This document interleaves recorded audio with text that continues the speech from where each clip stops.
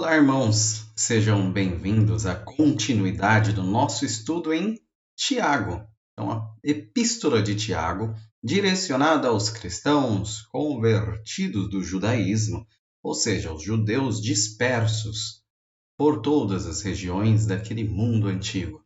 Nós chegamos aos versículos 7 a 11 agora no nosso estudo, e o que nós temos falado.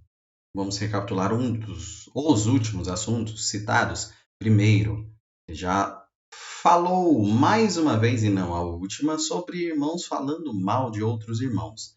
Então, falar mal de irmãos é julgar a própria lei de Deus e se colocar como grande juiz.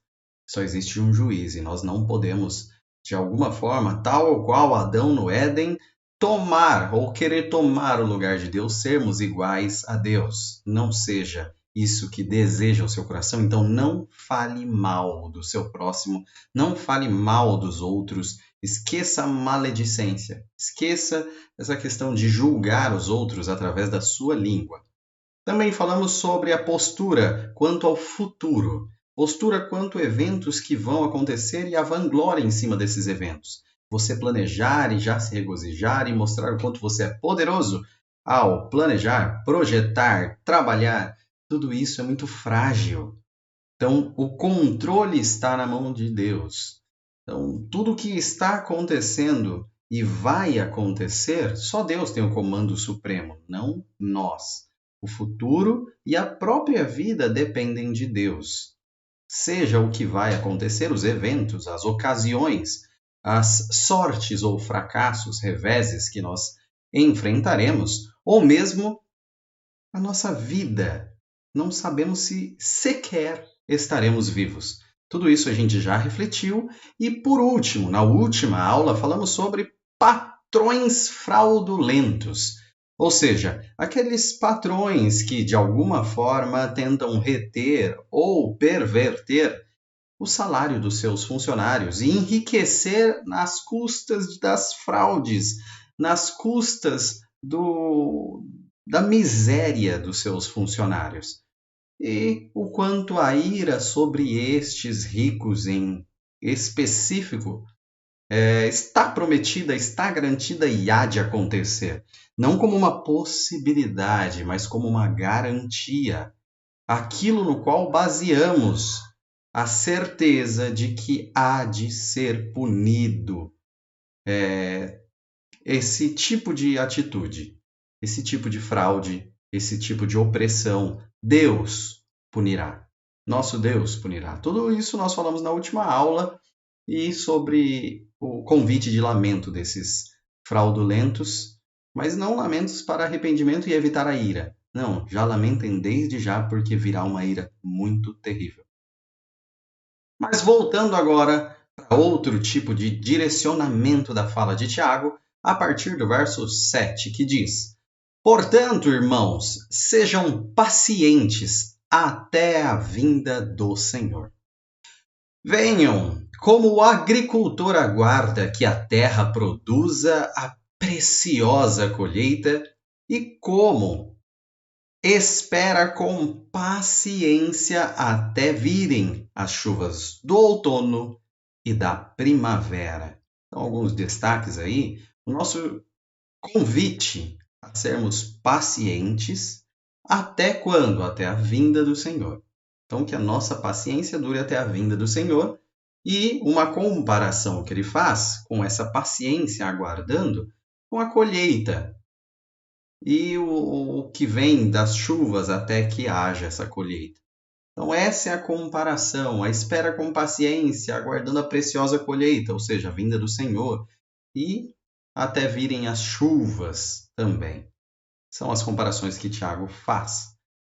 Bom, vamos lá. Esperando essa grande colheita, esperando então, aguardando então essa grande colheita, nós vemos que há uma mudança drástica de direcionamento, não de assunto. O assunto é o mesmo, ainda é a opressão, e ele estava falando com os opressores até então, mas agora ele volta o foco para os irmãos.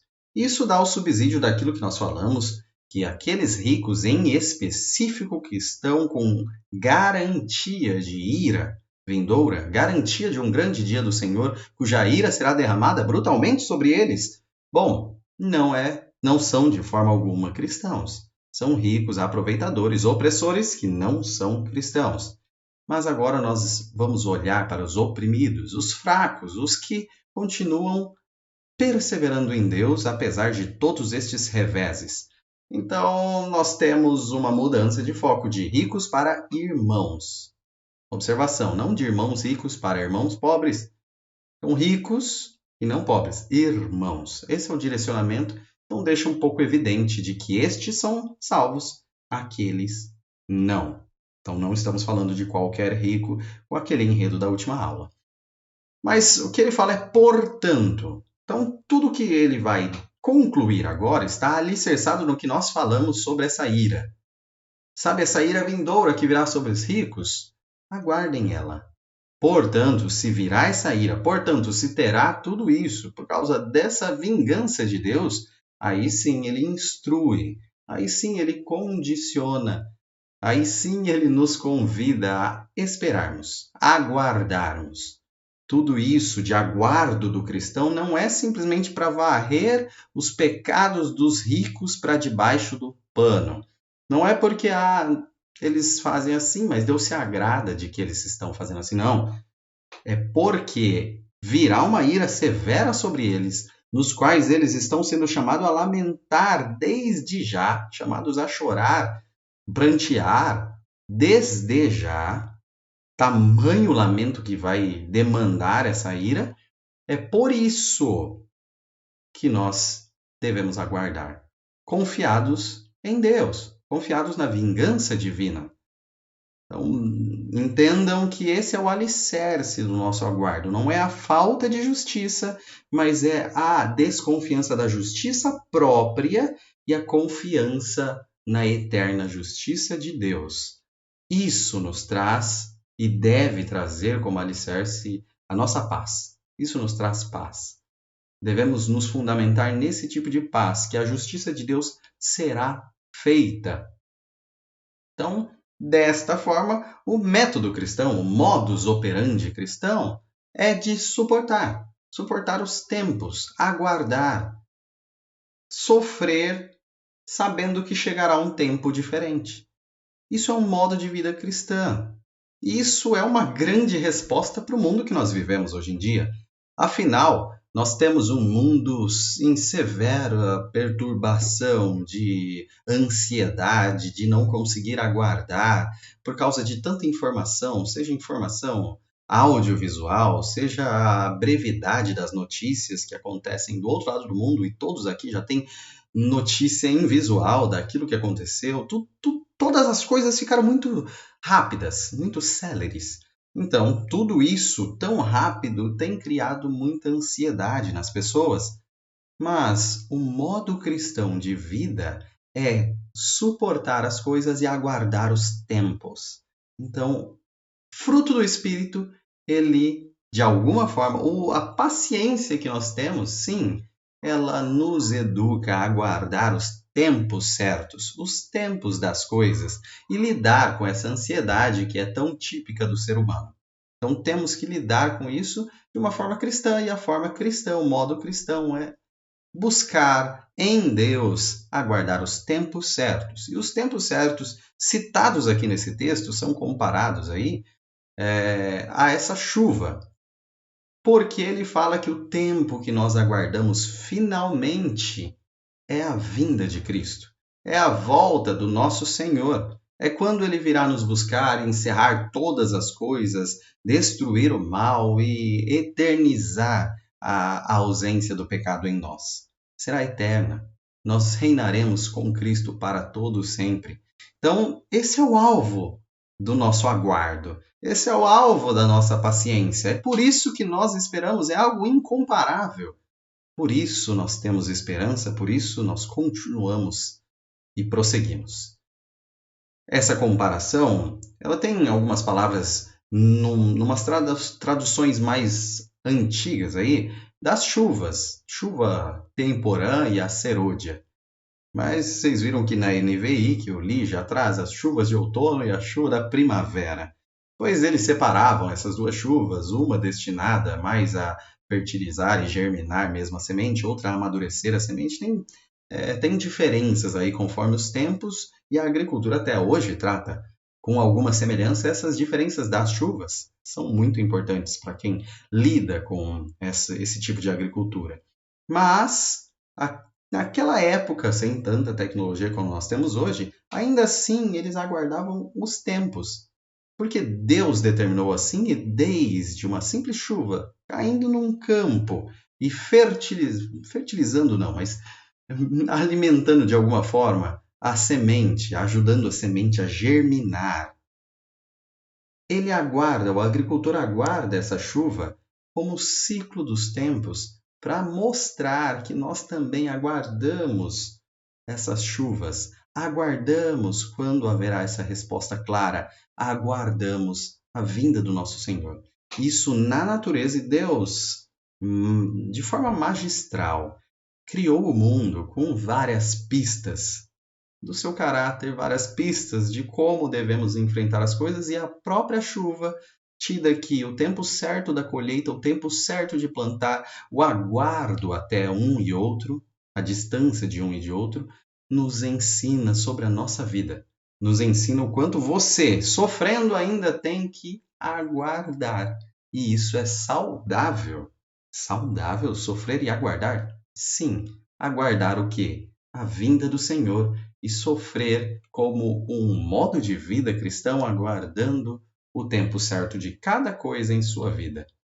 Pois bem, versículo 8 prossegue nesse mesmo sentido. Como nós vamos atravessar então? Sejam também pacientes e fortaleçam o coração, pois a vinda do Senhor está próxima. Então, sejam pacientes, fortaleçam o coração, tendo em vista a vinda do Senhor, e ela está próxima. Então, o foco do cristão é no tempo, e esse tempo ele é curto. O que é demandado de nós durante atravessar esse tempo? Paciência e força. Isso que nós devemos mostrar, paciência e força. A paciência, já citada como fruto do Espírito, lembra? Gálatas 5:22, falando, mas o fruto do Espírito é amor, alegria, paz, longanimidade ou paciência, benignidade, bondade, fé, mansidão, domínio próprio. Essa longanimidade ou paciência, eu gosto da palavra em inglês long suffering, como se fosse um sofrimento longo, alguma coisa nesse sentido. Aguentar o tempo certo de sofrer até lá. Seria algo mais ou menos assim. Sim, nós temos que ter esta paciência e suportar os tempos. Afinal, faz parte do que nós temos falado em toda essa série, a perseverança nessa paciência, continuar firmes, e essa paciência é demandada de nós. Observação muito interessante sobre o sofrimento, porque nós colocamos sempre em xeque tudo isso, porque o mundo de hoje em dia nos ensina a viver, como a gente já disse, num enredo não tão próximo de aulas, mas que a gente vive para o prazer. A gente não sabe sofrer hoje em dia. Nós não conseguimos ter um não hoje em dia, vide as crianças cada vez mais, porque os pais que foram privados de muitas coisas na infância não querem que seus filhos sejam privados de nada. Então, isso é comum, não vou nem criticar nem elogiar, mas acaba que a consequência para os nossos infantes é que eles não sabem o não, não sabem sofrer, e dentro do que todos devem aceitar tudo que você é, você não precisa corrigir nada em sua vida, você precisa ser aceito por tudo, por todos, em qualquer ocasião. A pessoa vira um ditador para o mundo de quem ela é e quem ela deve ser, e nunca o que antigamente com certeza era, e também não é saudável, que todos ditavam o que a pessoa era e ela se conduzia de acordo com a sociedade, totalmente opressiva sobre ela. A gente vive de um limite de pecado a outro limite de pecado e os dois são pecados, tá? Só deixando claro. Mas essa nova configuração acaba fazendo a pessoa sendo muito egoísta, sendo muito versada a si mesma. E é lógico que ela não sabe sofrer. Naquele enredo de Tiago, nós estamos falando com servos. Servos que estão sendo trabalhadores aí e não estão recebendo adequadamente o seu salário. Mas em outros enredos, nós temos a servidão como escravidão. Escravidão. Inclusive, esse é só para saberem, porque já saiu até da mídia essa semana, mas lembra daquela fala daquele pastor Batista que disse que precisamos atualizar a Bíblia? É porque ele estava tendo uma pregação em Filemão. Filemão é um servo, um escravo. E ele não aceitava os conselhos bíblicos, ele não aceita os conselhos bíblicos de manutenção da servidão, manutenção da escravidão. E é um ponto delicado que exigiria um bom estudo para esclarecermos, tá, gente? Não sejam levianos para falar a Bíblia está errada ou falar assim eu aceito de qualquer forma, mesmo se falar deve escravizar em qualquer hipótese. São duas coisas muito precipitadas. A questão aqui é que essa servidão antiga tinha pouquíssimos direitos, mas não era parecida com a servidão, a escravidão que nós vimos aqui no Brasil com os negros africanos. Não é igual, são muito diferentes, tá? Mas, mesmo assim, são de poucos direitos. Considerando aí o trabalhador, neste caso de servidão, nesse caso de trabalhador jornaleiro ou diarista que nós estamos citando, que nem é essa servidão, ainda assim, sem direito algum, praticamente nenhum direito, a não ser trabalhar e receber diariamente o seu salário, é só isso? Como que ele vai exigir? Como que ele vai conquistar nos tribunais o seu direito? Nós vimos em Tiago que, na verdade, ao contrário é feito. Eles são arrastados para os tribunais pelos ricos. Então, as fraudes são aos montes. Para onde eles olhariam? Para onde eles olhariam? Para o juiz? Eles olhariam para uma constituição que fala você tem direito disso ou daquilo? Não, eles olhariam para Deus. Então, essa mensagem, sim, diretamente a vários daqueles trabalhadores, daqueles servos, ela é a única esperança deles. Por isso, nós vivemos em outro contexto mesmo. Nós hoje temos direitos, temos legalidade aí nos processos trabalhistas e não tem problema nenhum. Na verdade, é o saudável e aconselhável que seja exercido o direito. Isso agrada a Deus. Você pode hoje recorrer ao juiz, você, como funcionário, e conseguir conquistar os seus direitos. Excelente, excelente. Se for realmente seu direito, excelente que seja concedido. Naquela época, não tendo direito, ele não conseguiria nada com o juiz. Então entendam, nesse caso, trabalhadores, em outros casos, escravidão, mas de qualquer forma, não tendo entre os homens estes direitos, ainda assim, mesmo nesse fundo do poço, Deus fala, sua vida tem sentido e você pode ser plenamente feliz comigo. Olhe para Deus. Por isso, nosso sentido de vida não depende dessa situação nossa de vida, mas depende da situação de uma nova vida que está garantida em Cristo. Então, entendamos até as nossas batalhas nessas premissas, entendamos o que tem acontecido conosco, por exemplo, que nós não temos esperança perante os homens, e há muitas coisas hoje em que, se procurarmos direitos, justiça, nós não seremos ouvidos, porque nós não temos como conseguir conquistar algo a não ser matando os nossos inimigos. Isso não é o cristianismo.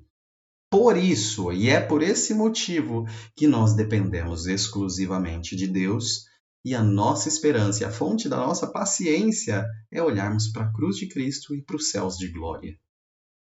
Pois bem, para sofrer tudo isso pacientemente, é lógico que Tiago fala: fortaleçam. A gente sabe que não é fácil. mas precisamos ter o nosso coração fortalecido. Este é o rico conselho de Tiago. Fortaleçam seus corações. E eu acho muito interessante que esse fortalecer os corações, neste texto, não fica evidente como. Não fica evidente como. A Bíblia em si, como um todo, vai ter vários momentos que vai nos esclarecer como fazê-lo. Mas para que não seja um padrão dentro desse texto de como sofrer, qual é o método de fortalecer seu coração, com uma fórmula apenas, mas apenas fortaleçam o coração. Garantam a sua força. E de alguma forma você sabe como fazê-lo.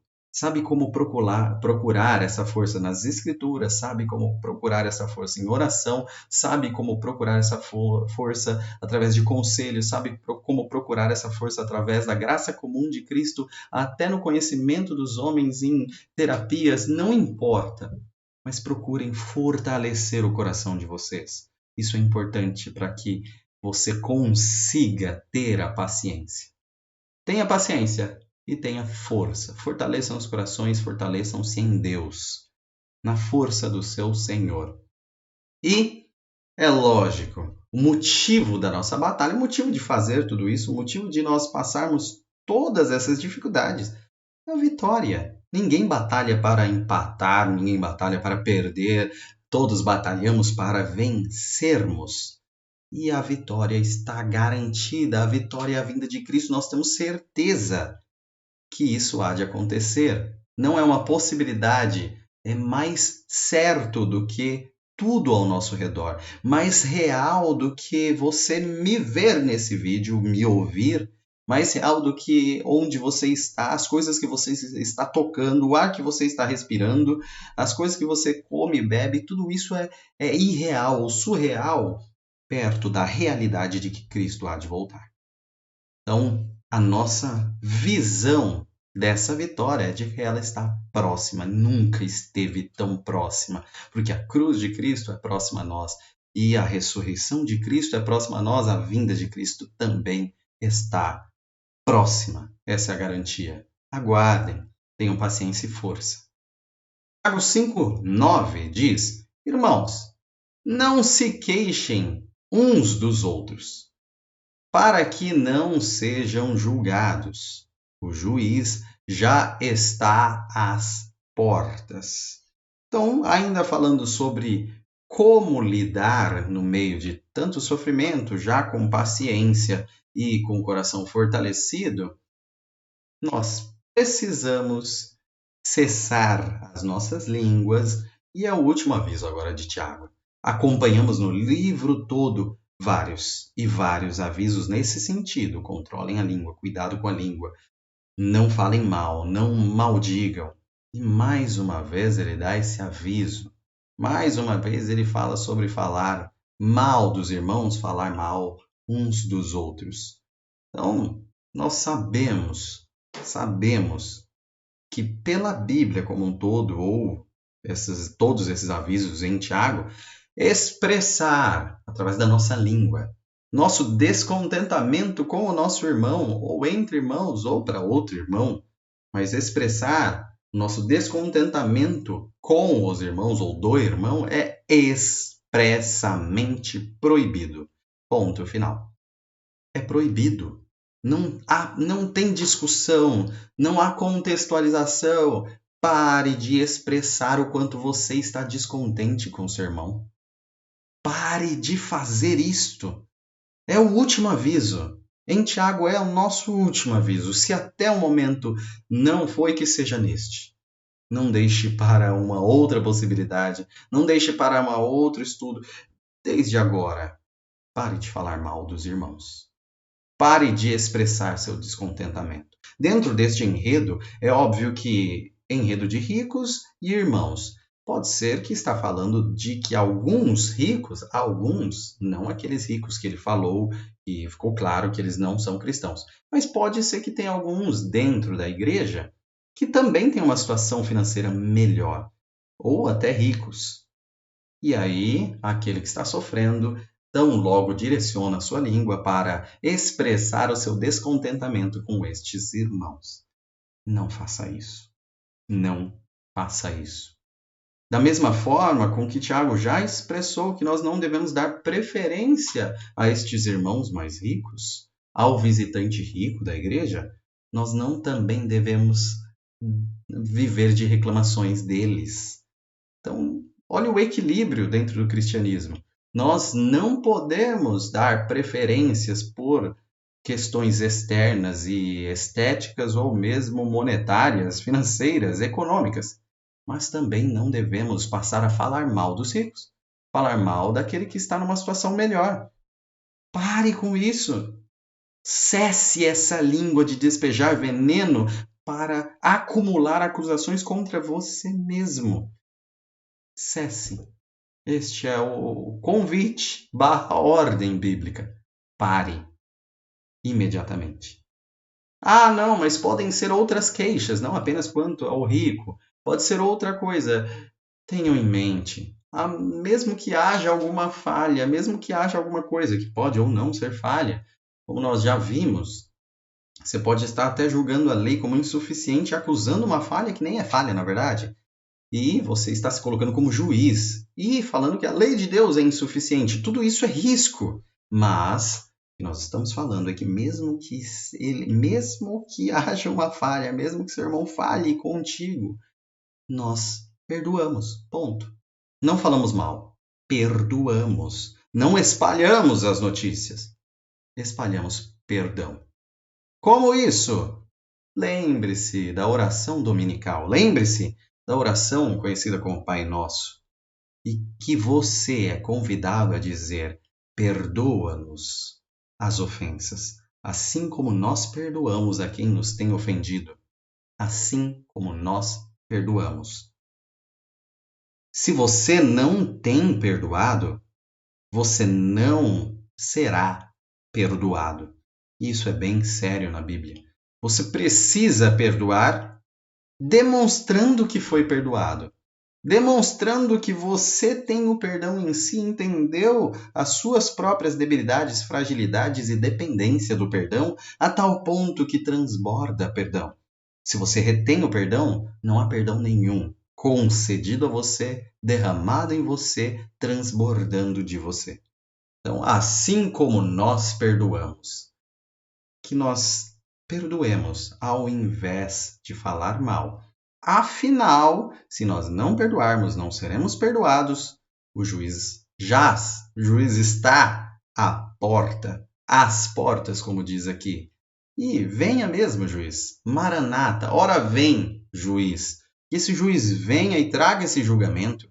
Que esse juiz venha e destrua aqueles que persistem em falar mal.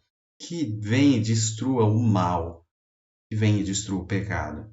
Então, existe uma iminente condenação. Não só o rico que explora o pobre tem essa garantia de punição, mas aqueles que, mesmo pobres, debilitados, sofrendo, também têm uma postura pecaminosa, como, por exemplo, falar mal uns dos outros, padecerão também do juízo deste juiz.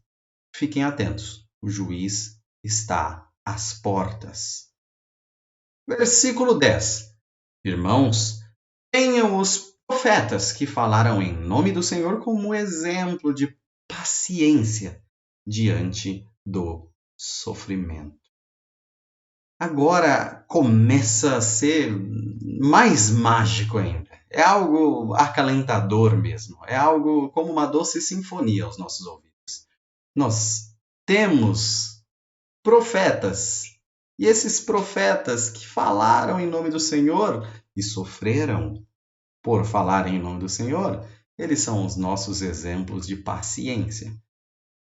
E aí a reflexão é, primeiramente, não terminou ainda, vai ser citado mais uma vez, mas notaram que nos versículos, não sei se notaram, mas nos versículos que nós lemos, irmãos, já mudando o direcionamento, irmãos, meus irmãos, irmãos, sempre Tiago insiste, citamos isso desde o primeiro capítulo, Tiago insiste em manter um conselho fraternal, de proximidade, de amor aos iguais, aos irmãos.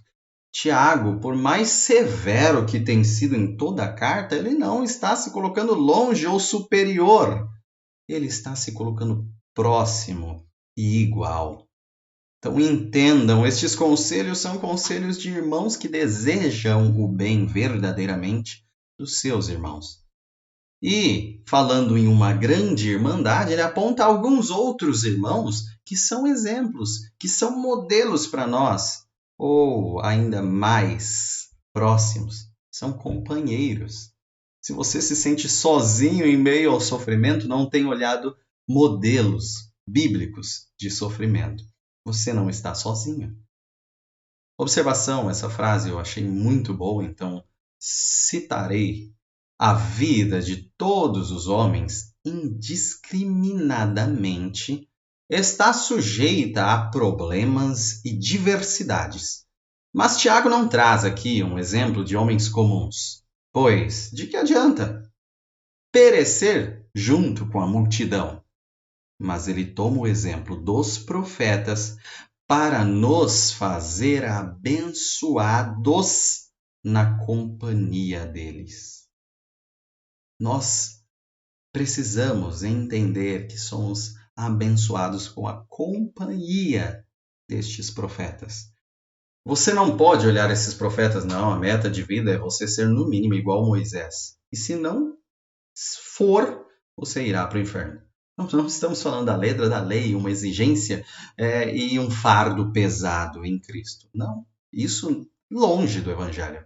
Nós estamos falando que você não está sozinho. Sim, sabemos que você sofre. Sim, sabemos que você passa por tribulações. Sim, é exigida a paciência e você precisa fortalecer seu coração. Sim, sim e sim. Você não está sozinho. Você não está sozinho. Muitos também tiveram isso. E a Bíblia traz os modelos para reconfortar nosso coração, para nos mostrar as atitudes inadequadas, eles são falhos, e adequadas pela graça de Deus, e mostrar que nós estamos na companhia deles. Alguns profetas citados aí, seja pelo sofrimento, martírio, morreram.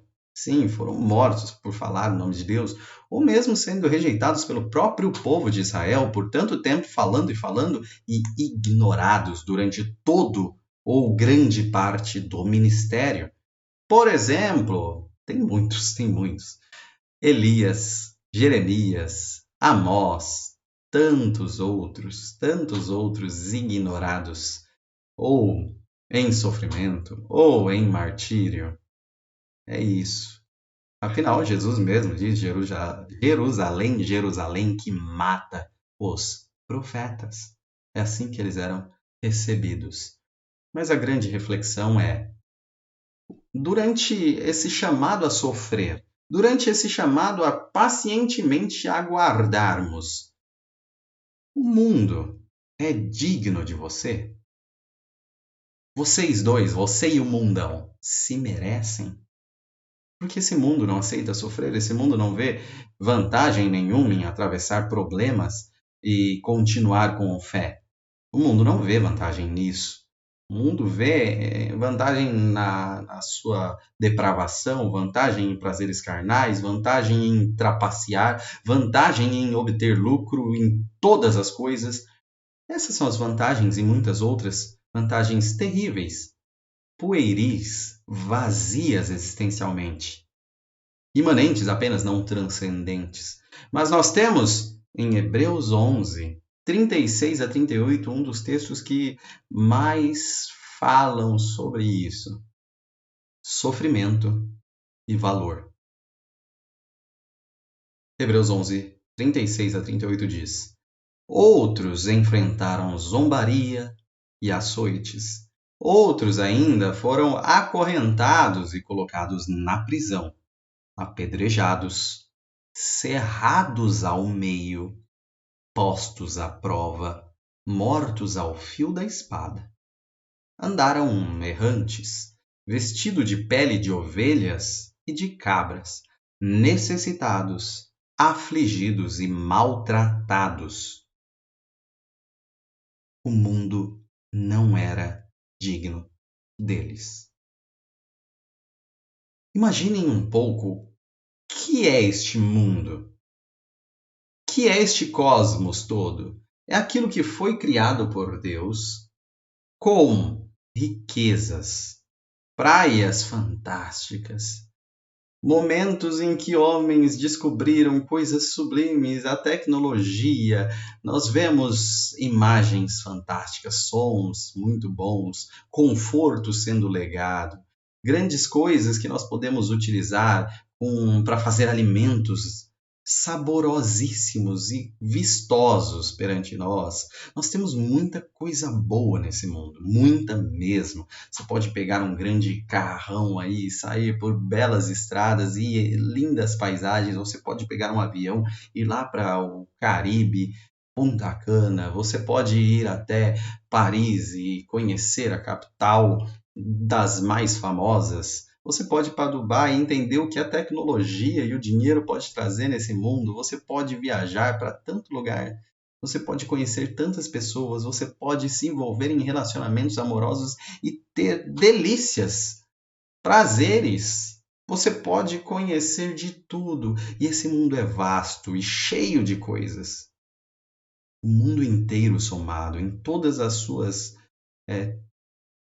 inúmeras riquezas não é digno de um homem simples, vestido de pele de ovelhas, que foi morto por Deus. O mundo inteiro não vale ele. O mundo inteiro não era digno desse homem ter pisado o pé aqui. O mundo inteiro somado não foi digno destes profetas. Não foi digno destes que sofreram por Deus. O mundo inteiro sequer deveria tê-los visto, ouvido, os alimentado. E você?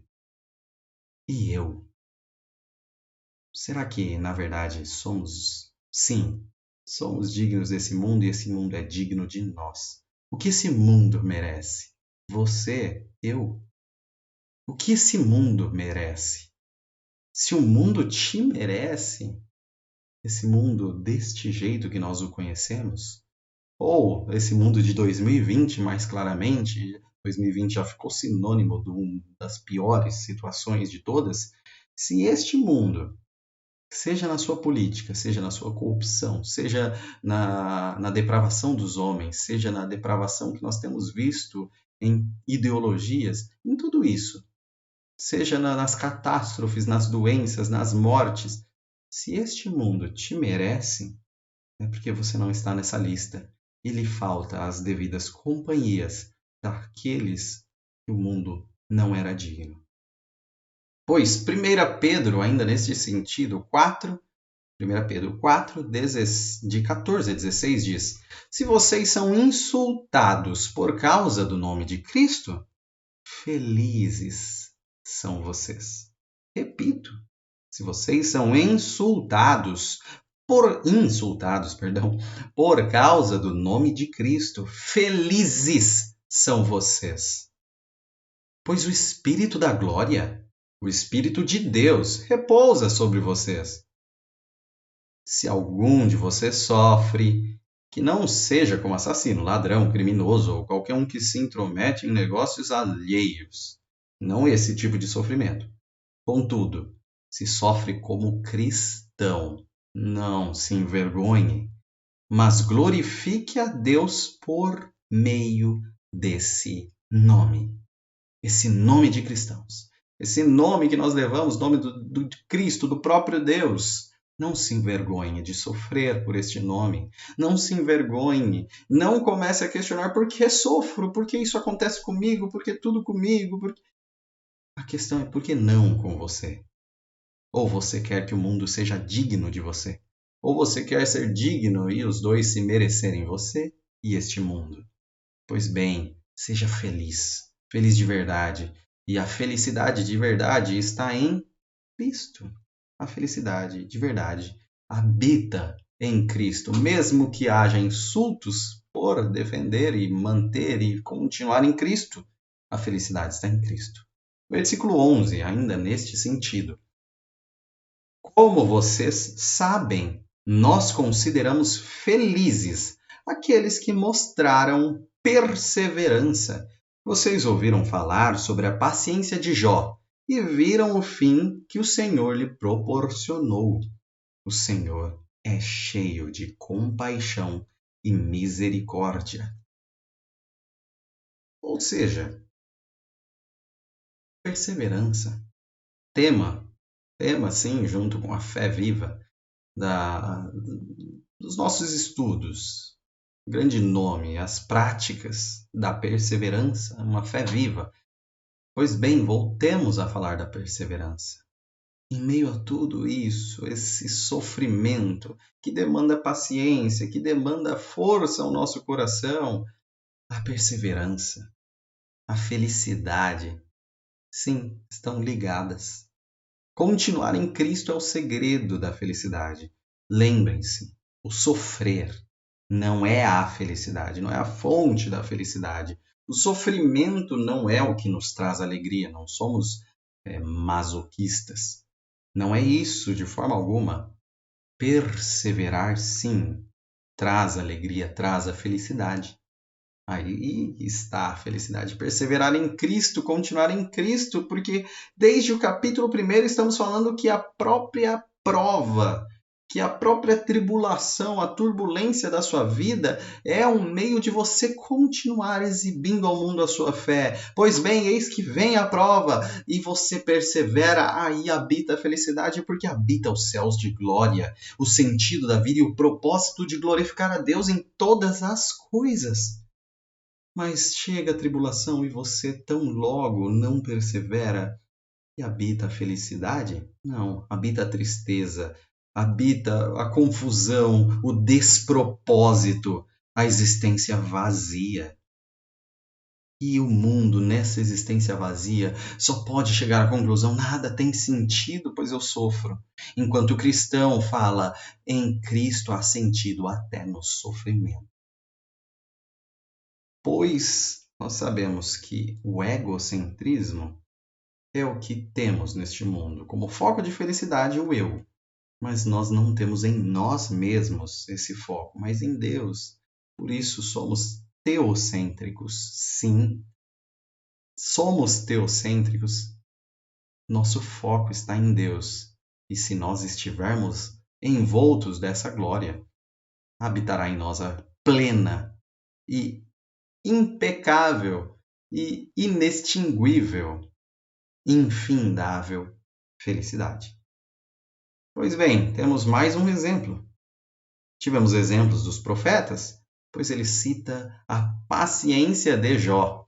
Paciência de Jó, que é perseverar na fé. É interessante que a fé de Jó pode ser até, em alguns contextos, pessoas falando, mas teve mesmo?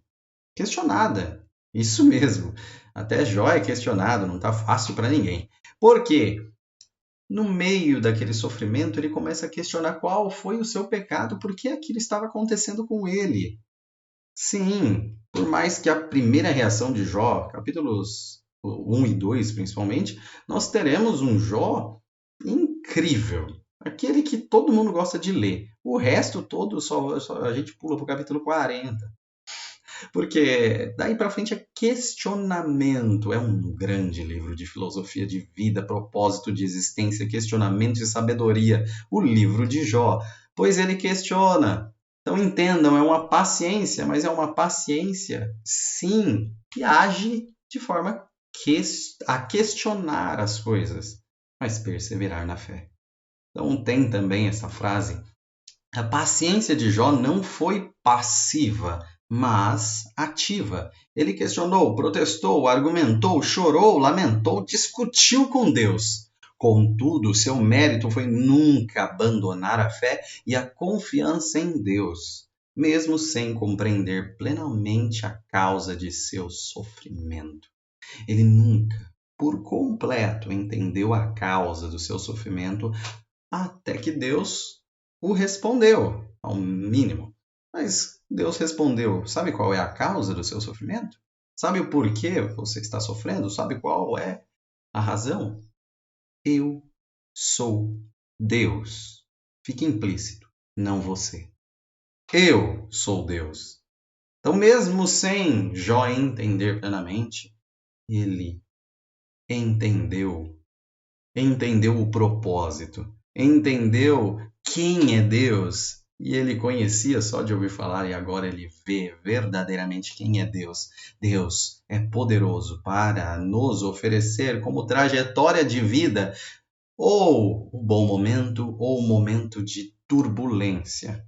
Mas a alegria está em qualquer um dos dois. Perseverarmos na fé e praticarmos as obras daqueles que perseveram, pois os nossos olhos não estão na situação, nossos olhos não estão nas coisas terríveis que vemos, nossos olhos estão no fim do sofrimento. A fonte da alegria não é o sofrimento, mas o fim do sofrimento, e o fim do sofrimento é Cristo. Nossos olhos estão fitos em Cristo, aquele Cristo que voltará, aquele Cristo que nos buscará, Cristo que há de nos levar para o lar de glória para toda a eternidade, pois Ele é cheio de compaixão e misericórdia. É isso que transborda em nós, é isso que Ele derrama em nós, compaixão e misericórdia. Eu tenho falhado, eu não tenho adequadamente ou comparado com Jó ou os profetas, não tenho perseverado. Ele é cheio de misericórdia. Ele é cheio de compaixão. Nenhum outro lugar é melhor do que correr para a cruz de Cristo, prostrar-se perante o sacrifício do Cordeiro e crer naquele que ressuscitou dentre os mortos e oferece a você compaixão e misericórdia. Que nós perseveremos nisso, pratiquemos conforme a perseverança e mostremos que temos uma fé viva verdadeiramente. Fiquem com Deus e até a próxima, até a continuidade dos estudos semana que vem, se Deus permitir. Até mais.